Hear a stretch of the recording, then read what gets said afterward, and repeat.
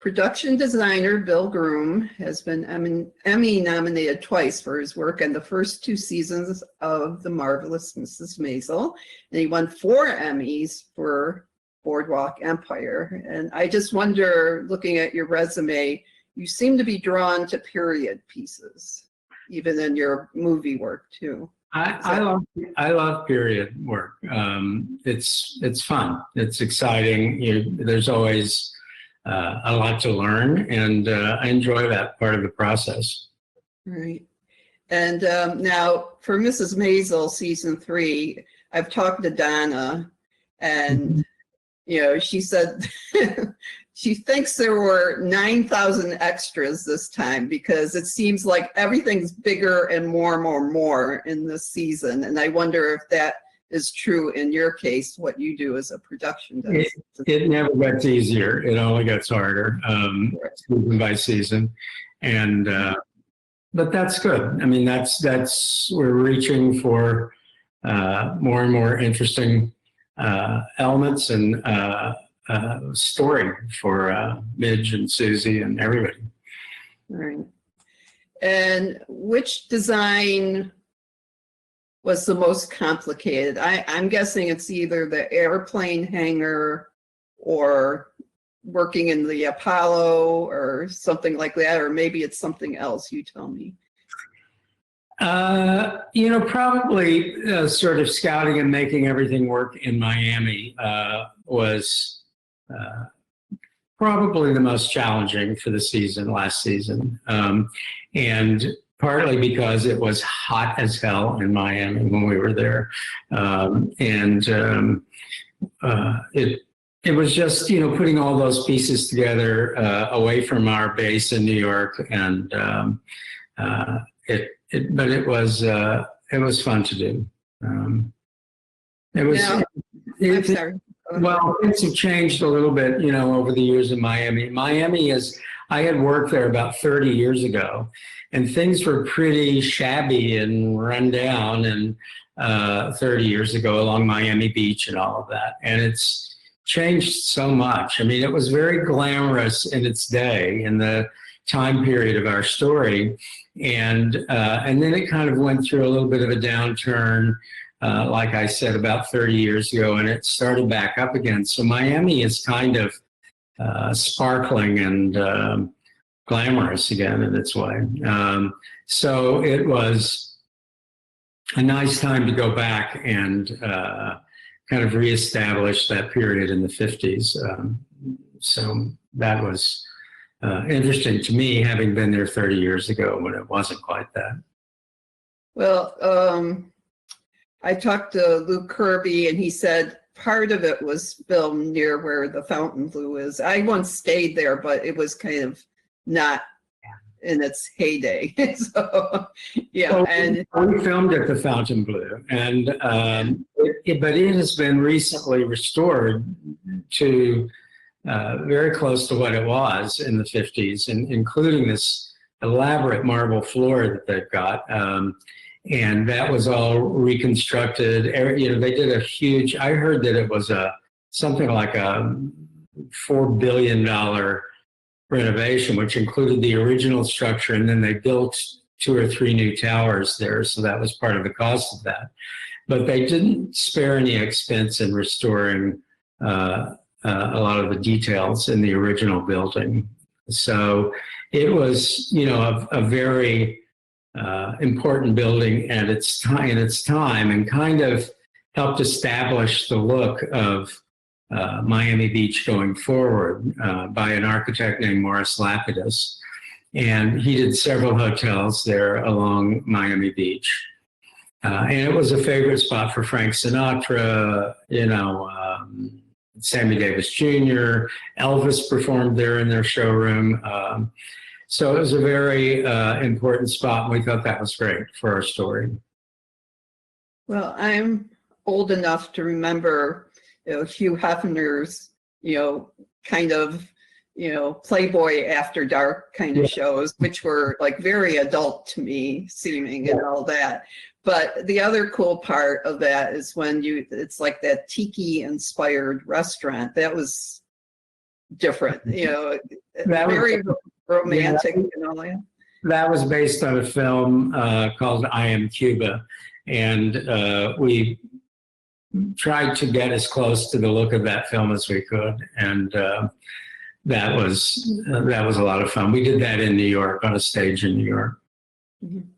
Well, one of the sets I did like, because I like when something becomes a joke, like the two sweater thing with Abe, who's played by Tony Shalhoub, became a costume joke. And the one that I liked was Sophie Lennon's house.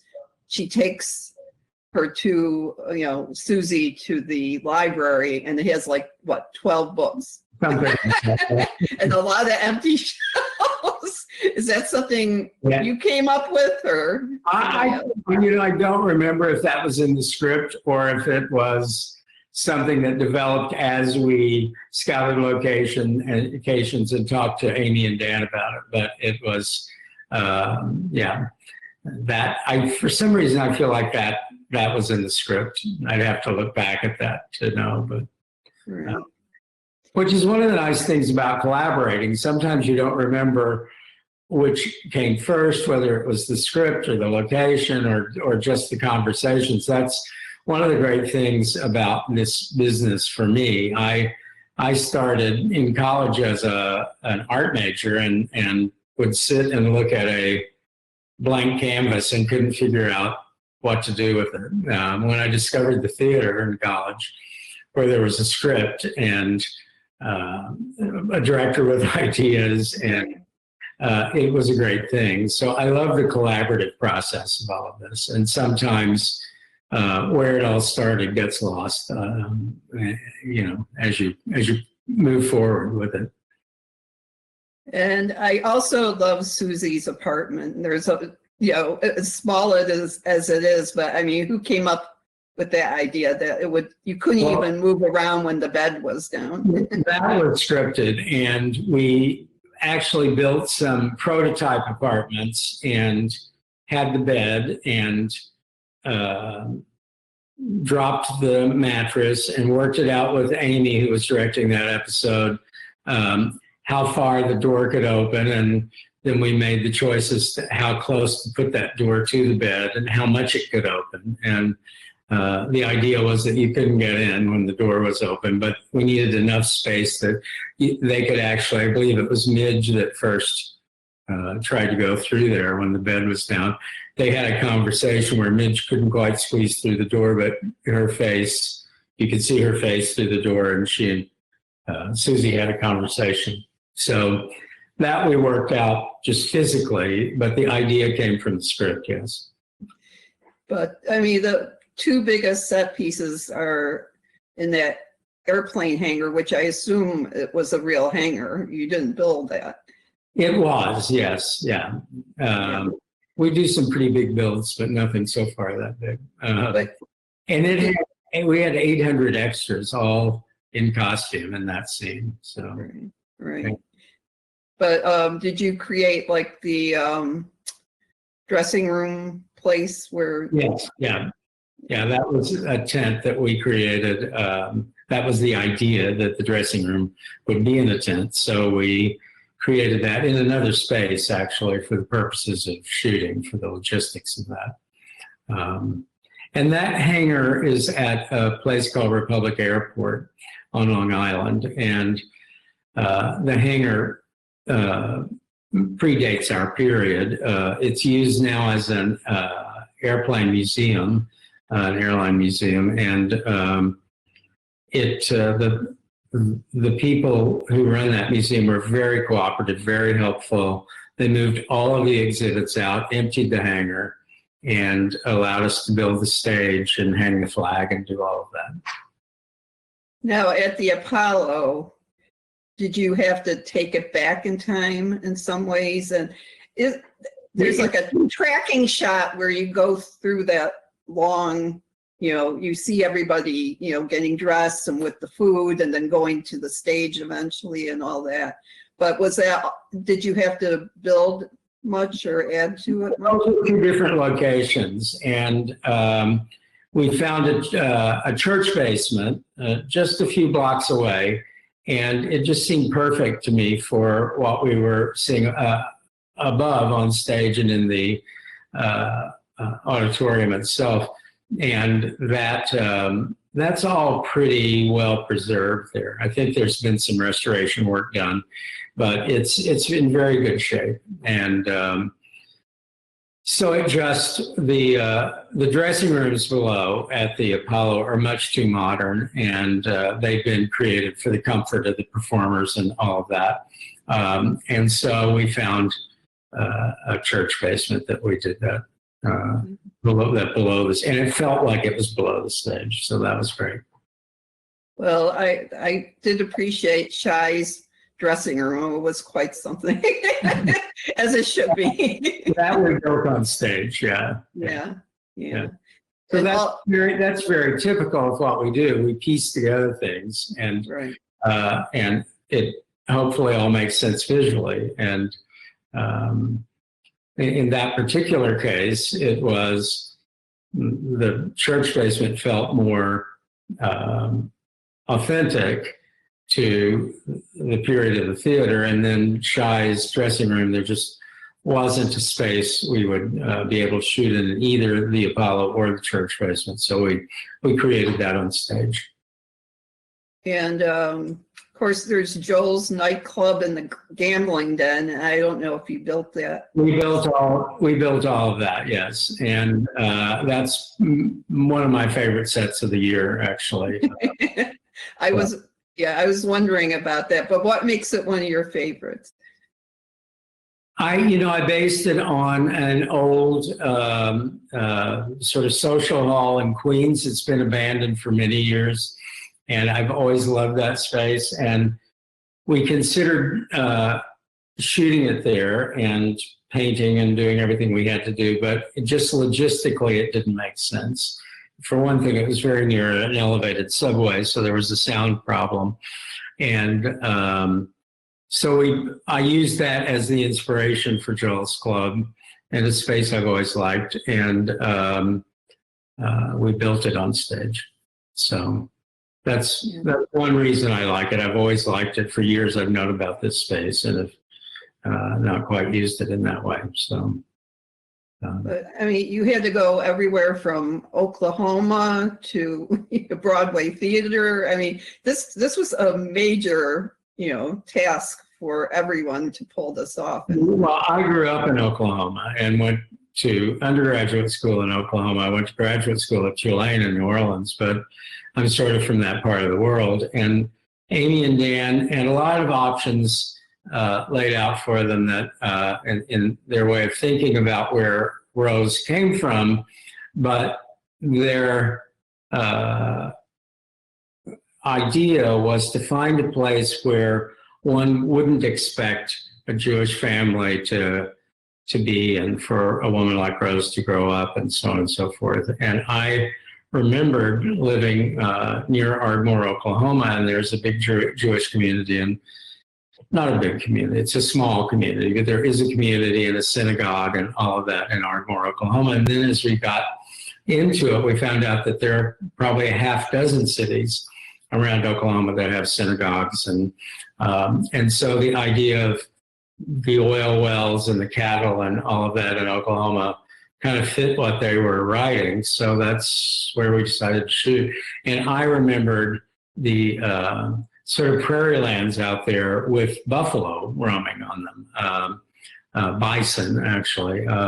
And that was part of that scene where she comes in and sees the bison outside the car. And yes, so that again, all comes from collaborating and conversations. And that's one of the things I love about the work. And it's never quite the same twice. Yeah. And of course you go to Las Vegas too. Now that looked like a building that was there. I mean, it's called the Phoenician, which is not a real place, but it's something, like the Venetian, it's sounds that way. Yes, we were very lucky to find a collector. We created all of that, and we created it in a catering hall in Queens, New York. And we were lucky to find a collector. Our set decoration department found a collector in California who had all of those period slot machines. So we shipped them all from California. There were a few dozen of those machines. I don't know the exact number, but the various tables, the craps table and all of that we built. So we created the period Las Vegas from scratch, basically. And it looked very different at the time. They weren't as elaborate as they are now. So we had to find a fine line between that and what they are today. And I think we kind of hit that pretty well. But people like those details count, right? Yeah, absolutely. Right. Yeah. And I was just wondering what particular, well, it sounds like the gambling den and the what you built for his nightclub was your favorite set, or one you're particularly fond of? It's hard to name a favorite set. I mean, the sets let me put it this way. The sets I'm happiest with are the ones that tell the story and help create the characters. And it's not about, being showy anyway, or, some of the favorite sets are the simplest because they're just kind of good for the storytelling. So that's what it's all about. Now, I don't know when season 4, I'm sorry, will get going, but, we're heading a little further into the 60s. I know that. Yes. But now, do you know anything yet? Are you able to work on anything for the next season yourself? We don't know much. We know that Amazon's eager to do a 4th season, and we're all happy about that. But other than that, the way going forward, the information on that changes every day, and it involves the state, the unions being careful that their employees are safe, and Amazon's, I think, being very careful to make sure that we have a safe environment for everybody. So that, other than the fact that we are doing a 4th season, we don't really know much else about that. But hopefully it'll, the numbers are going down in New York, and people are getting a little more comfortable with going back to work, I think, but we don't know much more than that. Well, I'm very much looking forward to seeing what you'll bring us next time. But, I just love going into this universe that all of you have built every time there's a new season. So people love it. And I've said this before, but I had a crew member come up to me and say that his mother grew up on the Upper West Side, and she just loves the show, and she gets a little weepy when the show's on because it just reminds her of her youth on the Upper West Side. So that feels like we're being successful. Well, I hope you show up with an Emmy nomination and maybe a win this time, because I can't imagine another show that just has more designs in every single way. It's a very difficult, for us, a very difficult category, because the category is 1 hour period or fantasy. And most of the comedies are in the half-hour category. We're a 1 hour, and most of the comedies are not period. So we're in a 1 hour period category. And last year we lost to Chernobyl. So it's an odd category for us, but I feel honored actually to have been nominated these past 2 seasons, because that's very stiff competition. Well, good luck. again, and thank you for your time, and I can't wait into what magic you'll make next time. So, thank you. Thank you for having me.